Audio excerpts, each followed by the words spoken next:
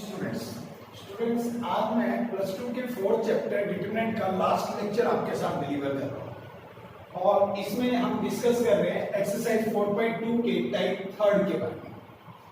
Type third पढ़ेंगे। अब तक मैं टाइप फर्स्ट और टाइप सेकंड करा चुका हूँ। टाइप फर्स्ट में मैंने वो क्वेश्चन सिलेक्ट किए थे जिसकी पूरी एक रो या पूरी एक कॉलम के सारे एलिमेंट शुरू में ही 1 होते थे, क्वेश्चन में ही 1 दिखते थे। फिर टाइप सेकंड ऐसी शुरू की हमने जिसमें एक या दो ऑपरेशन लगाने के बाद आपका पूरी एक रो या पूरी एक कॉलम के सारे एलिमेंट्स 1 1 1 में कन्वर्ट हुए। फिर आपने दो वंस को जीरो बनाया ऑपरेशंस लगाकर, और फिर जो कॉमन आता था कॉमन लिया और फिर एक्सपेंड कर दिया फाइनली, और फिर आपका राइट हैंड साइड बन जाता। लेकिन अब मैं कुछ थर्ड टाइप शुरू करने जा रहा हूं जिसमें एक डेल्टा को स्प्लिट करेंगे, डेल्टा 1 और डेल्टा 2 में। तो एक डेल्टा को स्प्लिट करके फिर हम प्रूव कर पाएंगे। तो प्रॉपर्टी, कौन सी प्रॉपर्टी इसमें काम करती है? इसमें डिटरमिनेंट की एक प्रॉपर्टी काम कर रही है जो मैंने पहले आपसे शेयर नहीं की, फर्स्ट टाइम कर रहा हूं। इफ ईच एलिमेंट ऑफ ए रो, अगर रो का कोई एलिमेंट, ईच एलिमेंट ऑफ ए रो, अगर रो का हर एक element of A determinant is presented as the sum of the two terms, अगर वो दो टर्म्स के सम से रिप्रेजेंट किया जा रहा हो, then the determinant can be split, तब डिटरमिनेंट को तोड़ा जा सकता है into the sum of the two determinants। तो उसको दो डिटरमिनेंट्स के सम में तोड़ा जा सकता है। कैसे तोड़ा है वो ध्यान से देख लीजिए। फर्स्ट मेंबर्स उठा लिए यहां से, इसका सेकंड मेंबर और सेकंड मेंबर वो सेकंड डिटरमिनेंट में रख दिया, बाकी सब कुछ सेम रखा, B E H C H F CHI, CFI और CFI, बाकी सभी कुछ सेम रखा है कॉलम्स। लेकिन पहले कॉलम के फर्स्ट मेंबर से हमने पहले डिटरमिनेंट में डाल दिया और सेकंड एलिमेंट को सेकंड डिटरमिनेंट में डाल दिया। तो इस तरीके से हमने एक डेल्टा को स्प्लिट कर दिया, डेल्टा 1 प्लस डेल्टा 2। तो ये एक प्रॉपर्टी है जो हम अप्लाई कर सकते हैं क्वेश्चंस पे, ये रूल है। और क्वेश्चन शुरू होता है, प्रूव दैट, ये आपको 3/3 का डिटरमिनेंट दिया गया है और ये कुछ प्रूव करना है। आपको 4 फैक्टर्स नजर आ रहे हैं, 1 2 3 4। इस साइक्लिक ऑर्डर में x - y, y - z, z - x और p z स्केलर और p एक कांस्टेंट वैल्यू है। ठीक है, तो अब हमें यहाँ सिंगल दिख रहा है, यहाँ सिंगल दिख रहा है, लेकिन यहाँ डबल दिख रहा है। तो हमें एकदम याद आता है कि हम इसको दो हिस्सों में तोड़ लेते हैं। तो हमने एक स्प्लिट को एक डेल्टा को स्प्लिट कर लिया डेल्टा 1 और डेल्टा 2 में। तो किस तरीके से x y z और x2 y2 z2, x y z x2 y2 z2 में कोई चेंज नहीं आ रहा फर्स्ट और सेकंड कॉलम पे। थर्ड कॉलम में जब पहला डिटरमिनेंट बना रहे हैं तो 1 1 1 1 और दूसरा डिटरमिनेंट बना रहे हैं तो px3 py3 और pz3 लिख दिया। इस तरीके से हमने अपने डेल्टा को स्प्लिट किया डेल्टा 1 और डेल्टा 2 में। स्प्लिट करने के बाद अब इस डिटरमिनेंट में से कुछ कॉमन लेना शुरू करते हैं। यहां से जब हम कॉमन लेना चाहेंगे तो डिटरमिनेंट में कॉमन लेने का रूल है कि पूरी एक रो में से या पूरी एक कॉलम में से जो चीज कॉमन आए उसको हम कॉमन कह सकते हैं। तो आपको नजर आ रहा है कि p तो कॉमन आ ही रहा है कि थर्ड कॉलम में से p कॉमन आ सकता है, तो हमने p कॉमन लिया। फिर फर्स्ट रो में से x कॉमन आ रहा है, सेकंड रो में से y कॉमन आ रहा है और थर्ड रो में से z कॉमन आ रहा है। तो एक ही समय में हमने p x y z सब कॉमन ले लिया। तो बाकी जो बैलेंस बचा वो हमारे पास ये बचा। अब इसके और इसके एलिमेंट बिल्कुल सेम हो चुके हैं लेकिन पोजीशन सही नहीं है, कॉलम्स अलग-अलग जगह पे। तो हम प्रॉपर्टीज लगा के इन दोनों को एक जैसा बनाना चाहते हैं। तो हमने क्या किया, हम चाहते हैं कि ये 1 1 1 स्टार्टिंग में आ जाए क्योंकि यहाँ पे भी 1 1 1 है। तो हमने C1 और C3 को आपस में इंटरचेंज कर दिया, लेकिन दोनों डेल्टास पे ऑपरेशन नहीं लगाया, सिर्फ डेल्टा 1 पे लगाया। तो जब हम ऐसा करते हैं, इंटरचेंज वाला फार्मूला लगाते हैं, तो बाहर क्या लग जाता है, माइनस। ये आपको रूल्स में पता है। तो आपका 1 1 1 स्टार्टिंग में आ जाएगा और x y z पीछे चला जाएगा, x2 y2 z2 वही है और बाकी दूसरे वाला डिटरमिनेंट भी बिल्कुल वैसे ही है।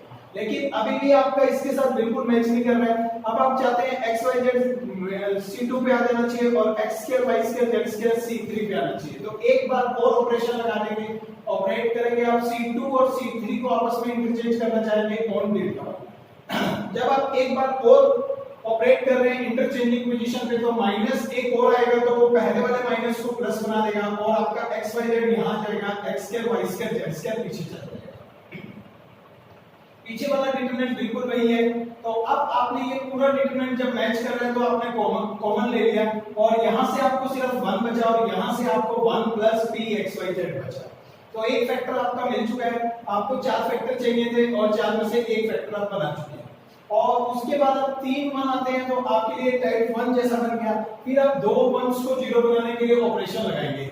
तो ऑपरेशंस किस तरीके से, R2 changes into R2 minus R1, R3 changes into R3 minus R1। ये ऑपरेशंस जैसे ही हमने लगाए तो यहाँ पे 1 x स्क्वायर वैसे ही रहा, और ये 1 यहाँ पे रहेंगे 1 minus 1, यहाँ पे x को इसके पीछे रहेंगे y minus x, और यहाँ पे y square minus x square, इसको यहाँ पे रहेंगे क्योंकि R3 minus R1 करना है तो यहाँ पे भी 1 minus 1, और इसको यहाँ पे रहेंगे z minus x, यहाँ पे x स्क्वायर को z स्क्वायर के पीछे रहेंगे तो z square minus x square, और ये फैक्टर पहले से कॉमन चलता है।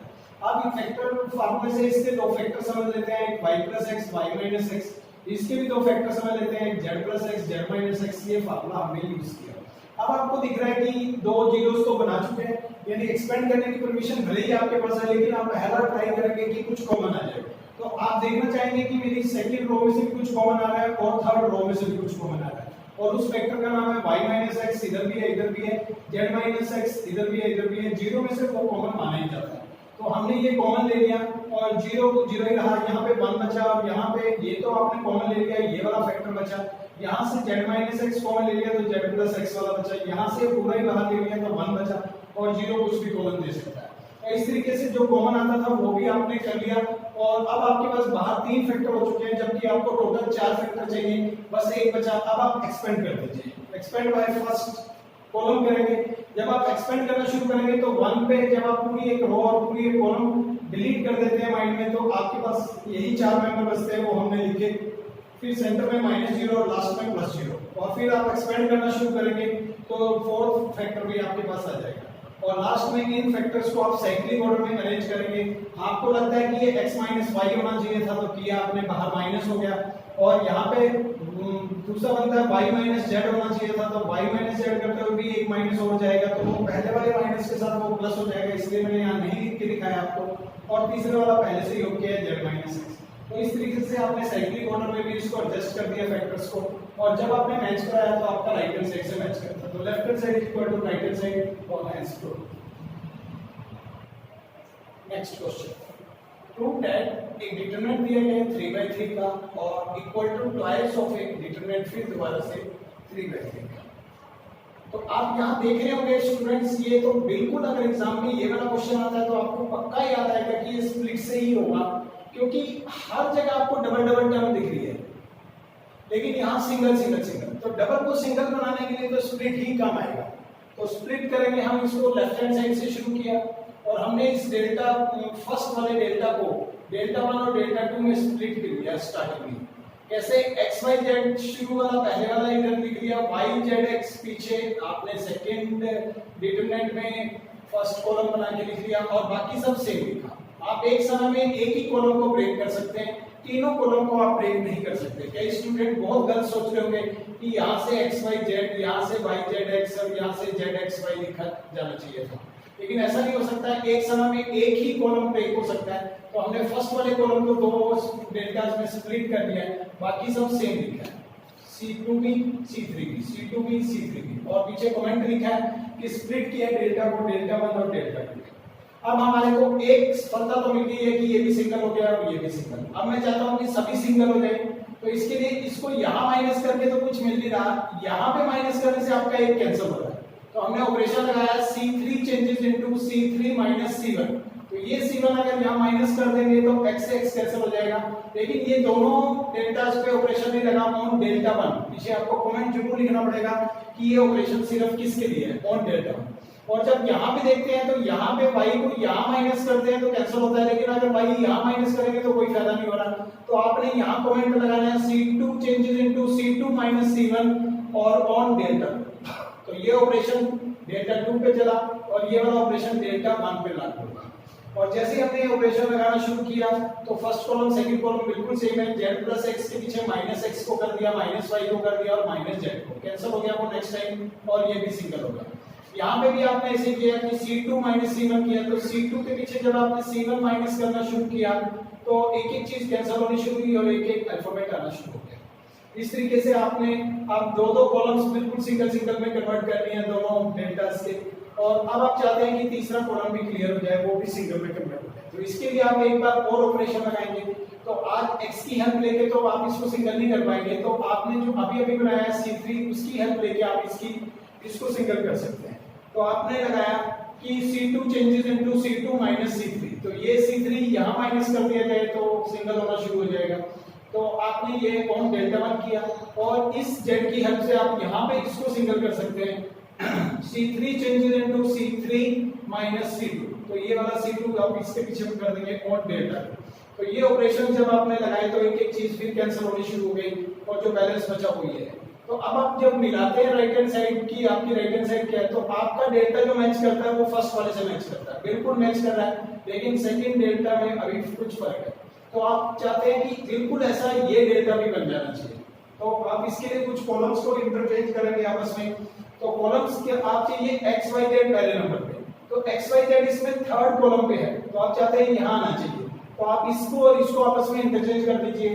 तो C1 और C3 को इंटरचेंज कर रहे हैं ऑन डेल्टा 2। ये ऑपरेशन जब आपने लगाया तो दो कॉलम्स जब डिटरमिनेंट में इंटरचेंज किए जाते हैं तो बाहर माइनस हो जाता है, बाहर प्लस की जगह आप देखिए यहाँ प्लस था और यहाँ माइनस हो गया और आपने दो कॉलम्स को आपस में चेंज कर दिया। तो y z x जो फर्स्ट में था वो पीछे चला गया और जो पीछे था वो आगे आ गया। अब आपने एक चीज तो मिला ली, फिर आप बीच में चाहते हैं y होना चाहिए, तो आप इसको भी आपस में इंटरचेंज करना चाहेंगे। एक बार और ऑपरेशन लगा दीजिए कि C2 interchange with C3 on delta 2। तो जब आप इसको आपस में इंटरचेंज करेंगे एक बार फिर माइनस लगेगा और वो माइनस पहले वाले माइनस को प्लस बना देगा। तो इस बार x y z और ये y z x second column में आ जाएगा और z x y ये थर्ड कॉलम में चला जाएगा। अब आप मिलाएंगे बिल्कुल सेम मैच कर रहे हैं, तो ये और ये एक जैसे डेल्टास दो हो चुके हैं, तो ट्वाइस ऑफ डेल्टा लिखा जा सकता है। तो इन दोनों को एक बार लिख दिया और ट्वाइस ऑफ कर दिया, क्योंकि 1 इसके बाहर है 1 इसके बाहर है, तो 1 और 1 2 हो गए। तो left hand side equal to right hand side और इस तरीके से आपका ये 2 हो गया। लास्ट में स्टूडेंट थर्ड टाइप से रिलेटेड मैं आपको असाइनमेंट दे रहा हूँ, असाइनमेंट नंबर 25। इसमें मैंने टोटल 3 क्वेश्चंस आपको दिए हैं और आपको यही काम करना है कि ये चीज लेकर के आपको 1 + xy z = 0 करना है और इस डिटरमिनेंट को ऐसा बनाना है और इस डिटरमिनेंट को x³ के बराबर। तो ये सभी के सभी questions delta split into delta 1 + delta 2 से होंगे। Thank you students.